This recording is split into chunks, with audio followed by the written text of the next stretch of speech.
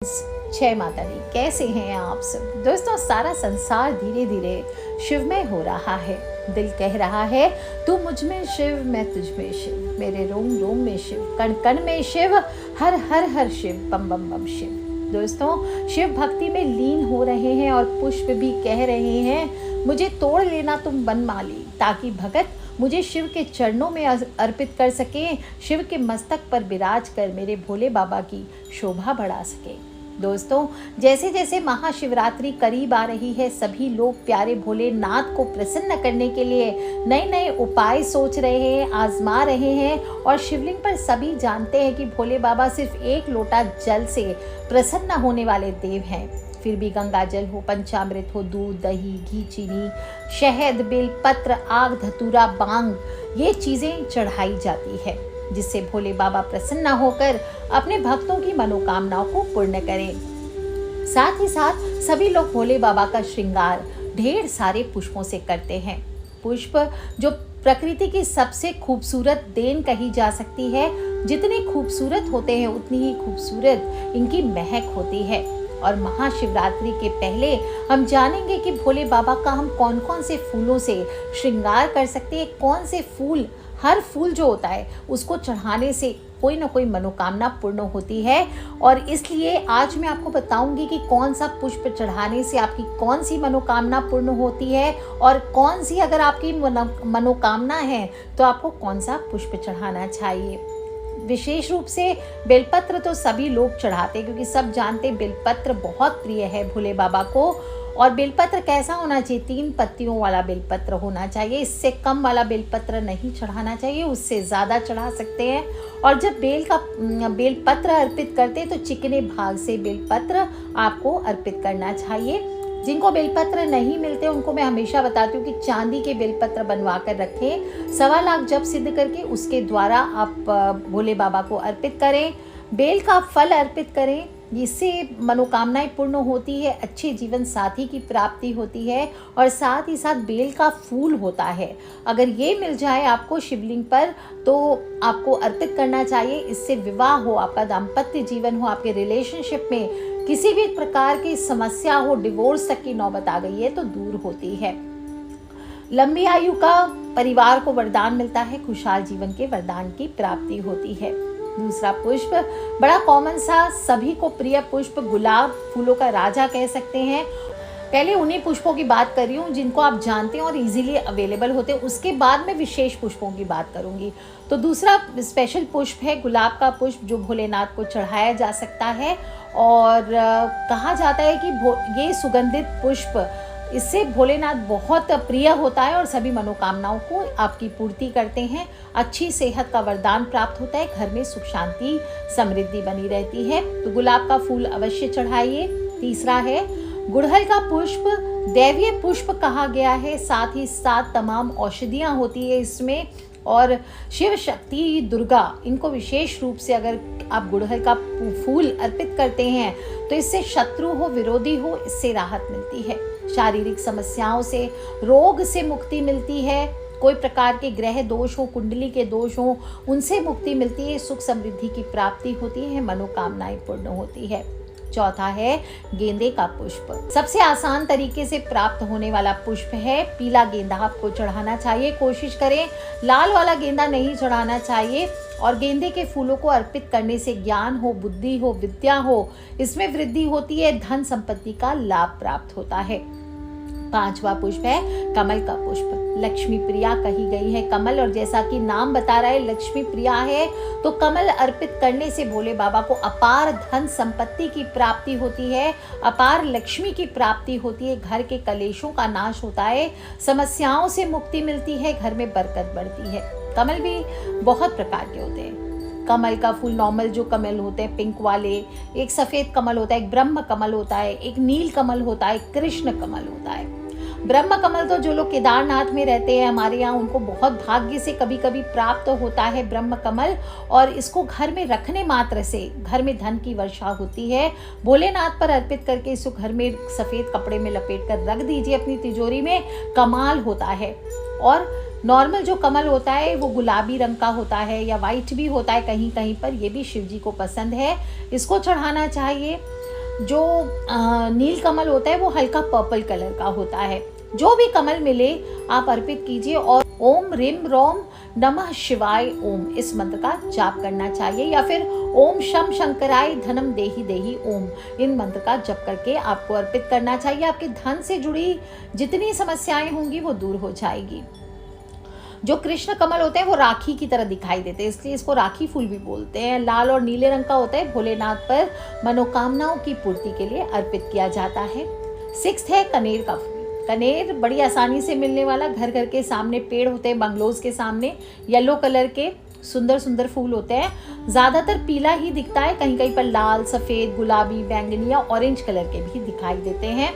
तो कोई भी सोमवार का व्रत जो लोग करते, प्रदोष का व्रत करते हैं, या फिर महाशिवरात्रि या श्रावण में ये फूल चढ़ाने से विशेष रूप से शिवजी प्रसन्न होते हैं। ध्यान रखना चाहिए, सफ़ेद और पीले रंग का कनेर भगवान शिव को चढ़ाना ज़्यादा शुभ माना जाता है। इसकी आभा जो होती है, सुगंध होता है, वो शिव जी को प्रसन्न करती है। इससे जीवन में सुख समृद्धि और ऐश्वर्य की भी प्राप्ति होती है। आते हैं 7वें पुष्प पर, वो है आंकड़े का फूल। आंकड़े का पौधा ऐसे भी घर के बाहर लगाना शुभ माना जाता है। अगर आपके घर पर कुछ किया धरा हो, कुछ किया कराया हो, तो ये पौधा अगर आपके घर के सामने हो तो ज़बरदस्त रूप से आपके घर से नकारात्मक ऊर्जाओं को खींच कर बाहर कर देता है। इसे हमेशा अपने द्वार के सामने लगाना चाहिए। और भोलेनाथ को अगर आप आंकड़े का पुष्प चढ़ाते हैं, आंकड़े का पुष्प ऐसे नहीं चढ़ाना चाहिए, आंकड़े के पुष्प की माला बना करके आपको चढ़ानी चाहिए। और वहीं बैठ करके आप हो सके तो रुद्री का पाठ कीजिए, शिव जी के महामृत्युंजय मंत्रों का जाप कीजिए। इससे समस्त प्रकार के रोग दोष आपके जीवन के नाश होते हैं, स्वास्थ्य का लाभ प्राप्त होता है। इसी तरह से धतूरा होता है, सुना होगा ना आप, आक धतूरा शिव के भोग लगत है, आक धतूरा शिव के भोग लगत है, भंगिया पियो भरपूर बागंबर वाले। ये भजन आप लोगों ने बचपन से सुना ही होगा। कर दे दिनों का दुख दूर ओ बागंबर वाले, बचपन से सभी लोग ने गाया होगा, प्यारा सा भजन है। और इसमें धतूरे के पुष्प का महात्म्य आता है। कहते हैं कि धतूरा का पुष्प अगर आप चढ़ा देते हैं भोलेनाथ को तो आपकी डूबती नैया को किनारे लगा देते हैं। तो इस महाशिवरात्रि पर आपको या फिर श्रावण मास में या किसी भी सोमवार या प्रदोष काल में आपको भोलेनाथ को एक धतूरे का पुष्प अवश्य अर्पित करना चाहिए। जंगली पुष्प होता है, कहीं भी उग जाता है, विशेष रूप से हाईवेज के साइड वगैरह में आपको ये पौधे दिखाई देंगे, वहाँ से आप ले सकते हैं। मनोकामनाओं की पूर्ति होती है और इसको चढ़ाने से लोगों में जो द्वेष होता है, ईर्ष्या होता है, उसका भाव समाप्त होता है। धतूरे को फूल को लेकर के बहुत खूबसूरत कथा भी बताई गई कि समुद्र मंथन में विष पान के बाद भगवान शिव की छाती से इस फूल की उत्पत्ति हुई थी। और इसके पुष्प को अगर आप शिवलिंग पर चढ़ाते हैं तो एक तो संतान प्राप्ति के योग बनते हैं। अगर आपके बच्चे के जीवन में बहुत सारी परेशानियां आ रही है तो आपको अवश्य ये फूल अर्पित करना चाहिए। या जो लोग पुत्र प्राप्ति का उद्देश्य रखते हैं उनको भी इस पुष्प से शिवलिंग पर चढ़ाते हुए अपनी मनोकामना बोलनी चाहिए। आते हैं दोस्तों 3 ऐसे पुष्प जो बड़े कॉमन होते हैं, जूही, चमेली और बेला। और ये शिव जी को चढ़ाए जाते हैं तीव्र गंध की वजह से। जूही के फूल दुख दरिद्रता को घर से दूर भगाते हैं, तो इसे महाशिवरात्रि पर आपको अर्पित करना चाहिए, आपको प्राप्त हो तो। चमेली का फूल उन लोगों को अर्पित करना चाहिए विशेष रूप से जिनको गाड़ी और वाहन का सुख चाहिए, लग्जरीज चाहिए, जिनके जीवन में बार बार दुर्घटनाएं होती है, वाहन दुर्घटनाएं होती है, उनको चमेली का पुष्प शिवलिंग पर चढ़ाना चाहिए। प्रेम और पवित्रता का प्रतीक माना जाता है चमेली, और भगवान शिव को पूरी भक्ति के साथ इसको अर्पित करना चाहिए। इसी प्रकार से बेला का पुष्प होता है, इससे विवाह संबंधित समस्याओं से मुक्ति मिलती है। यदि आप जीवन साथी की तलाश में हैं, पूर्ण नहीं हो रही है, तो ये फूल चढ़ाने से आपकी मनोकामनाएं जल्दी पूर्ण होती है और पूजा का पूर्ण फल मिलता है। आपकी मनोकामनाएं भी हो वो भी पूर्ण होती है।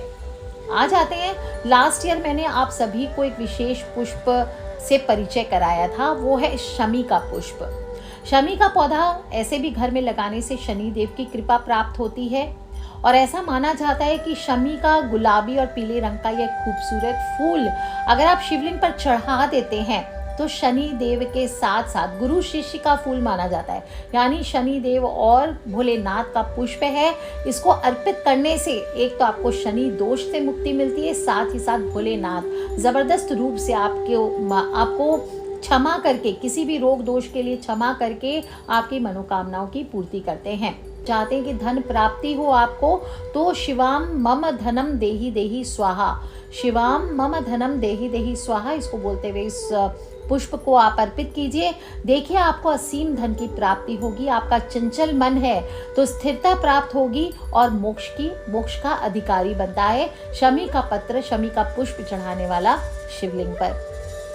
आज 4 ऐसे पुष्प के बारे में भी आपको बता देती हूँ जिनको आप चढ़ा देंगे अगर इस साल, क्योंकि शिव योग में आई है महाशिवरात्रि, तो आपको अद्भुत जीवन, लंबी आयु, सुंदरता, आरोग्य, धन संपत्ति, बंगला, गाड़ी, अच्छा पार्टनर, अच्छी संतान, बढ़िया कामकाज, सुख शांति, 7 सुख प्राप्त होते हैं और मृत्यु उपरांत मोक्ष की प्राप्ति होती है।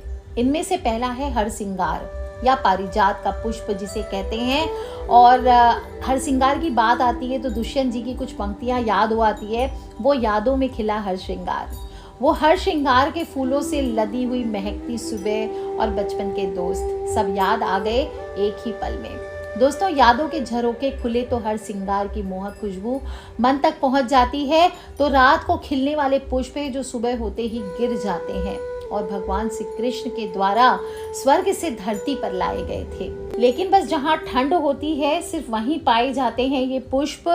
तो इन पुष्पों को अगर आपके पास उपलब्ध हो तो अवश्य चढ़ाइए, इससे भक्त के सुख और वैभव में वृद्धि होती है। दूसरा होता है अलसी का फूल। और अगर आप श्रावण के महीने में, विशेष रूप से शिव जी को सावन के महीने में अलसी का फूल चढ़ाना चाहिए, और अगर मिल जाए महाशिवरात्रि पर तो अद्भुत है, इससे रोगों का नाश होता है, माता लक्ष्मी और विष्णु भगवान की भी कृपा मिलती है, आर्थिक स्थिति आपकी मजबूत होती है। अलसी का फूल को भगवान शिव की आराधना के लिए विशेष महत्वपूर्ण माना गया है, और अगर आप चढ़ाते हैं इसको तो सभी प्रकार के पापों से, जाने अनजाने किए हुए पापों से आपको मुक्ति मिलती है। एक होता है नागलिंग का फूल। अद्भुत फूल है, नाम से ही समझ आ रहा होगा। इसमें एक साथ 1000 फूल खिल जाते हैं एक ही दिन में, और इसका जो शिवलिंग पर फन फैलाए हुए सांप की तरह ये फूल दिखाई देते हैं। कहीं पे पिंक होते हैं, कहीं पर्पल होते हैं, कहीं वाइट, कहीं येलो, और इंसान को तो पसंद नहीं आते हैं, इसलिए शिव जी पे नहीं चढ़ाए जाते हैं। बाकी ये चमगादड़ लोग बहुत पसंद करते हैं इस फूल को, और तेज बदबू की वजह से, इसमें से बदबू बहुत तेज आती है, इसलिए नागलिंग का फूल आपको मिल जाए तो भूल से भी शिवलिंग पर नहीं चढ़ाना चाहिए। बहुत सारे वीडियोज़ में मैंने सुने कुछ लोग कहते हैं नागलिंग का फूल चढ़ाइए, ऐसा ना करें। एक होता है दोपहरिया का फूल, होता है जो सुबह सिर्फ दोपहर को होते हैं। तो कवि कहते हैं लाजवाब है ये दोपहरिया के फूल, जो सख्त चटक धूप में भी खिले रहते हैं और उमस में हमारे अंदर का हौसला जगाते हैं। तो आपका हौसला जगाने वाला फूल है। आपको अगर ये दोपहरिया के फूल मिल जाते हैं तो आप अवश्य इसे शिवलिंग पर चढ़ाइए। और ये पत्तियां इतनी विशेष होती है कि बिच्छू या बर भी अगर डंक मार देता है तो इसकी पत्तियों को डंक वाले स्थान पर आप रगड़ दें तो जहर उतर जाता है। एक होते हैं अगस्त के फूल, और ये मुनि के नाम पे, अगस्त मुनि के नाम पर ये पुष्प रखे गए हैं। इनको भी चढ़ाने से मान सम्मान में वृद्धि होती है, यश कीर्ति में वृद्धि होती है। एक होता है सफेद मुकुट का फूल जो तारे के आकार का होता है। ये फूल भी भगवान शिव को चढ़ाया जाए तो सभी दोषों से मुक्ति मिलती है। लेकिन आज जो मैं विशेष फूल आपको बताने वाली हूँ वो है last but not the least, सबसे प्रिय शनिदेव और शिव जी का फेवरेट फूल। मेरे पापा का भी फेवरेट है वो, और बचपन से पापा हमेशा मुझे कहते थे कि आप सभी को मैं बताऊं इस फूल के बारे में, पर मौका नहीं मिल रहा था। लेकिन आज आपको मैं बताऊंगी इस विशेष फूल के बारे में जिसे हम लाजवंती के नाम से भी जानते हैं, विष्णु कांता के नाम से जानते हैं, अपराजिता के नाम से जानते हैं। शिव और शक्ति का सबसे शक्तिशाली पुष्प माना गया है। वास्तु की दृष्टि हो, आयुर्वेद हो, तंत्र हो, तीनों में श्रेष्ठ होता है ये नीलवर्ण पुष्प। और इस बार महाशिवरात्रि पर आप भोलेनाथ को ये पुष्प बस ओम नमः शिवाय, ओम नमः शिवाय, ओम नमः शिवाय ऐसा जप करते हुए अर्पित कर दीजिए। आपकी समस्त मनोकामनाओं की पूर्ति चुटकियों में हो जाएगी। घर के लोगों में सामंजस्य बना रहेगा। धन और प्रचुरता को आकर्षित करता है ये पुष्प। जीवन के कष्टों से मुक्ति दिलाता है ये अपराजिता का पुष्प, और इससे बहुत सारे उपाय भी किए जाते हैं। तो क्या करना है, महाशिवरात्रि पर कर सकते हैं, श्रावण मास में आप सुन रहे हो तो उस दौरान कीजिए, किसी सोमवार को कर सकते हैं, किसी प्रदोष व्रत में कर सकते हैं। जब भी शिवलिंग पर जल अर्पित करें, या तो घर पे ही शिवलिंग है तो उसका पूजन करके 5 पुष्प, आपको अपराजिता के सिर्फ 5 फूल लेने हैं और वो अर्पित कर दीजिए। आपके घर में स्फटिक हो, पारद हो, नर्मदेश्वर शिवलिंग हो, आप इनको वहीं पे भी अर्पित कर सकते हैं। या किसी मंदिर जाएंगे तो शायद उपाय करना मुश्किल हो, 5 फूल आप वहाँ अर्पित करें, लेकिन उसको दिन भर रहना चाहिए वहाँ पर। तो शिव जी की प्रतिमा के पास या शिवलिंग पर रहने दें, और शाम के समय इनको उठाकर अच्छी तरह से आप थोड़ा हवा उसकी निकाल लें और धन के आगमन की प्रार्थना करें। और आगमन की प्रार्थना करते हुए अपनी तिजोरी या पर्स में इस पुष्प को रख लेना है। आप देखेंगे कभी भी ना तो आपकी तिजोरी खाली रहेगी, ना आपका पर्स या पॉकेट खाली रहेगा। ये धन को आकर्षित करने में मदद करता है। आपके घर में धन का आगमन होता है। पैसा अगर बेकार में खर्च होता रहता है, व्यर्थ के कामों में जाता रहता है, बरकत नहीं होती, तो बरकत बढ़ जाती है और बेकार का खर्च रुक जाता है। आप चाहें तो इन्हें ला करके, आप अगर नहीं रखना चाहते तो भी आप घर में नहाने के पानी में मसल कर डाल दीजिए और फिर स्नान कर लीजिए। देखिए कैसे आपके जीवन से राग दोष खत्म होते हैं, नकारात्मक ऊर्जाएं दूर हो जाती है। काल सर्प दोष हो, नाग दोष हो, वो भी कुछ समय के लिए शांति मिल जाती है। लेकिन बस ध्यान रखना है, नहाएंगे तो इसको पाँव में नहीं आना चाहिए। आपको पहले मसल लीजिए और फिर पानी को छान लेना है और फिर आपको स्नान करना है। भूल करके भी जो फूल हैं या जो फूल का कचरा है वो नाली में ना बहाएं। इसको श्रद्धा पूर्वक जो बचा खुचा रहेगा उसको किसी नदी या पेड़ के नीचे विसर्जित कर दीजिए। दोस्तों, आप चाहें तो इस महाशिवरात्रि अपराजिता के ताजे फूलों को रात भर पानी में भिगो दीजिए और अगली सुबह इस पानी को छान लीजिए और इसका छिड़काव घर के मुख्य द्वार पर और पूरे घर में कीजिए। यदि आप किसी श्रावण सोमवार में या श्रावण मास में किसी भी दिन इस उपाय को भी आजमाते हैं तो भी घर में धन समृद्धि में वृद्धि होती है। इस पानी को आप अपने घर के गार्डन में भी डालिए, पूजा के स्थान पर भी इसका छिड़काव करिए, मुख्य द्वार पर छिड़काव कीजिए, सब बेडरूम में छिड़काव कीजिए। सभी प्रकार की नकारात्मक ऊर्जाएं दूर होगी। ये जल आपके घर में विकास लेकर के आता है, समृद्धि और प्रचुरता को बढ़ावा देता है। और हो सके तो इस महाशिवरात्रि पर अपने घर पर अगर आप अपराजिता का पौधा नहीं है तो घर लेकर के आइए और जीवन में विजय की प्राप्ति करें। दोस्तों, ये सभी पुष्प हमारे भोले बाबा को अत्यंत प्रिय हैं और अगर आप भी इस महाशिवरात्रि पर इनमें से कोई भी पुष्प भोले बाबा को अर्पित करते हैं तो आपके भी घर में सदैव खुशहाली बनी रहेगी। इसके अलावा शिवलिंग पर दुर्वा घास भी चढ़ानी चाहिए और ध्यान रखना है जब दुर्वा घास चढ़ाई जाती है तो अपनी ओर मुख करके, उसका जो टॉप है वो अपनी ओर हो, इस प्रकार से उसको अर्पित करना चाहिए। जो बेलपत्र है उसको हमेशा उल्टा करके, यानी जो चिकना भाग है वो शिवलिंग पर हो, इस प्रकार से जो फेस है बेलपत्र का वो नीचे की तरफ होना चाहिए, इस बात का ध्यान रखें। और last but not the least, Shivling पर आप पुष्प अर्पित कर रहे हैं तो उस समय फूल के साथ साथ 5 या 7 दाने चावल के, 7 गिन के अक्षत के ले लीजिए, साबुत चावल के पुष्प के साथ आप अर्पित कीजिए।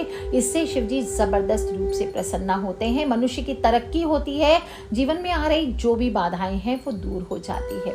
सावधानियां दोस्तों, थोड़ी थोड़ी बातों का ध्यान भी रखना है, जैसे शिवलिंग पर गलत तरीके से फूल ना चढ़ाएं। कुछ पुष्प शिवजी की पूजा में नहीं चढ़ाए जाते हैं, वो मत चढ़ाइए। केतकी का फूल, मदंती का फूल, केवड़े का फूल, जूही के फूल, कुंद के फूल, शिरीष के फूल, कंद के फूल वसंत में खिलता है, अनार के फूल, कदम्ब के फूल, सेमल के फूल, सारहीन, कठूमर के फूल, कपास के फूल, पत्रकंटक के फूल, गंधारी के फूल, बहेड़ा के फूल, तितनी के फूल, गाजर के फूल, कैथ के फूल और कोष्ठ के फूल और धव के फूल। ये फूल हैं, ये लिस्ट आप अपने पास सेव करके रख लीजिए। ये फूल आपको कभी भी शिवलिंग पर नहीं अर्पित करना चाहिए। कभी भी बासी और मुरझाए फूल नहीं चढ़ाने चाहिए। जब भी शिवलिंग पर पुष्प चढ़ाना है पहले उस पर थोड़ा गंगा जल या शुद्ध जल छिड़क लीजिए, पूरा धोना नहीं चाहिए। ऐसा करने से फूल पवित्र हो जाते हैं। चूंकि देवी गंगा को शंकर जी ने अपनी जटाओं में धारण किया था, इसलिए हो सके तो गंगा जल का छिड़काव करके इन पुष्पों पर आपको चढ़ाना चाहिए, इससे पूजा पूर्ण मानी जाती है। ध्यान रखें, शिवलिंग पर फूल पुष्प की दिशा में चढ़ाएं, यानी जैसे वो पेड़ पर उगते हैं सीधा वैसे ही चढ़ाना चाहिए। पुष्प का मुख आकाश की ओर हो, डंडी नीचे हो, ऐसे चढ़ाना चाहिए। हमेशा खिले खिले ताजे फूल चढ़ाइए, इससे भगवान प्रसन्न होते हैं और पुष्प की तरह ही आपकी जिंदगी भी संवर जाती है। आपके जीवन में सुख शांति आती है। ध्यान रखना है, पुष्प चढ़ाने के पहले कितनी भी अच्छी खुशबू हो उसको सूंघना नहीं चाहिए, नहीं तो फूल अशुद्ध और अस्वीकार्य माना गया है। इसके अलावा यदि कोई पुष्प गिर जाता है नीचे, उस पर पैर पड़ जाता है, तो भी वो फूल आपको ईश्वर को अर्पित नहीं करना चाहिए। दोस्तों, शिवलिंग हो, कोई भी देवी देवता हो, इनको फूल अर्पित करने के लिए कभी भी पुष्प को रात में नहीं तोड़ना चाहिए। इस समय पेड़ सो रहे होते हैं और कई वृक्षों में देवी देवताओं का वास भी कहा गया है, इसलिए रात में फूल तोड़ने से उनकी निद्रा में विघ्न पड़ता है। इस कारण रात्रि में तोड़े गए पुष्प से लाभ नहीं मिलता। तो दोस्तों, इस प्रकार से छोटी छोटी बातों का ध्यान रखते हुए आपको महाशिवरात्रि पर भोलेनाथ को उनके ये प्रिय पुष्पों में से कोई भी एक या एक से अधिक जो आप चढ़ा सकें वो चढ़ाइए, अपनी मनोकामना के अनुसार चढ़ाइए और बाबा प्रसन्न होकर के आपके जीवन में खुशियों का वरदान अवश्य देंगे। आपके जीवन में सुख समृद्धि का वरदान देंगे, सुंदरता का, धन संपत्ति का, बंगला गाड़ी का, सुख का वरदान देंगे। आपको मरणोपरांत जीवन में मोक्ष की प्राप्ति का वरदान देंगे। तो कर लीजिए उपाय दोस्तों, और अकेले नहीं सुनना है, भोले बाबा का प्रचार करना है, ज़्यादा से ज़्यादा करना है। तो सभी लोगों से छोटी छोटी बातों को शेयर करते रहा करें, क्योंकि हमें नहीं पता कौन सा उपाय कब किसकी लाइफ बदल दे। So love you all friends, take care, जय माता दी, wish you all a very happy Shivratri. Bhole Baba आप सभी की मनोकामनाएं पूर्ण करें, इसी सच्ची कामना के साथ आज के लिए इतना ही। Take care friends, love you all, जय माता दी, बम बम भोलेनाथ की जयकारा, शेरा वाली दा बोल, सांचे दरबार की जय।